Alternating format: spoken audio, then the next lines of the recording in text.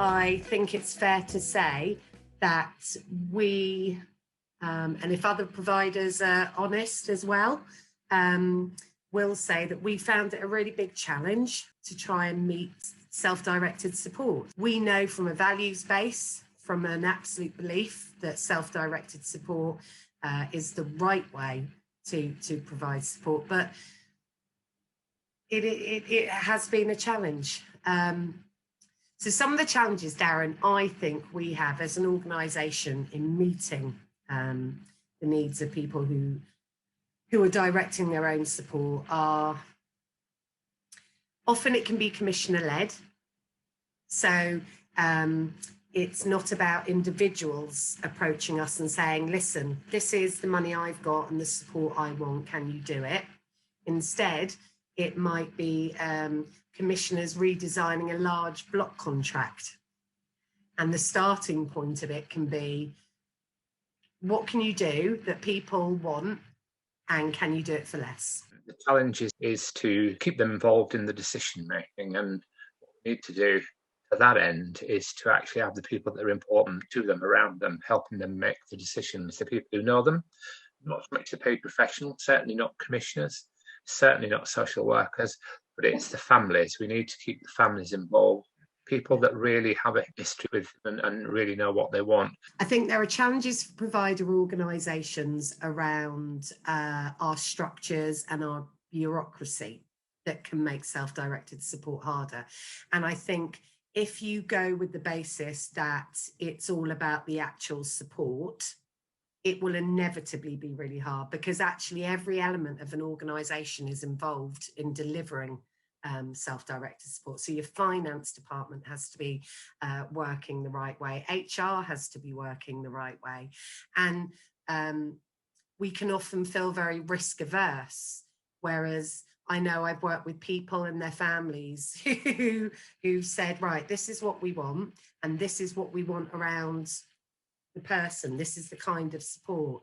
And I can hear HR on my shoulder going, I'm not sure if that's legal. Hold on a second. And you have to marry the needs and wants, don't you? And that can be tricky.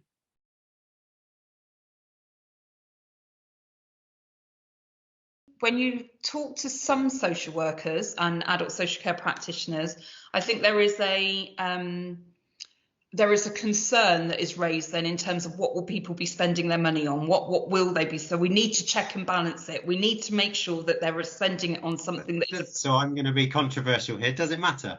No. So you know, as a commissioner, I would have spent that money anyway. I would have bought a service from somebody and I would have spent it. So as long as we're convinced that people have a need, how they meet that need and have that outcome, I don't think it really matters. And I guess what I'm wondering is are there things that we can do as an authority and nationally that can maybe change some of that mindset that you're talking around? And you know, I'm not talking necessarily around legislation, although I would love to change certainly some of our internal legislation and monitoring.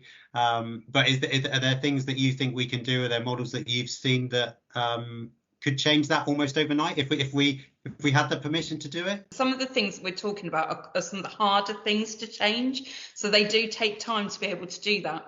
But it's the culture initially that really looking at outcomes and what people are wanting to achieve. We were fortunate because when we started, we had a really enlightened social care practitioner who saw our vision, saw what independent living was all about. And I thought, wow, this is a great idea. We've got to get a hold of this and run with it. And he did. And we had his support really from the word go. Once people could see that we were in it for the long haul and we would carry on, then that really built, and to see that there was a process that was, I mean, when we first started, we were really keen to make sure we got the processes right, and we worked with young people from the Care Council to develop those processes, make them really young people friendly, make them simple. Some things we made them quite complicated, and then over time, as our confidence has grown in delivering these, we've simplified those processes even further. So it's much easier for a young person to go through the process without having lots and lots of hoops, and we kind of absorb that in terms of reporting back to the Commissioner.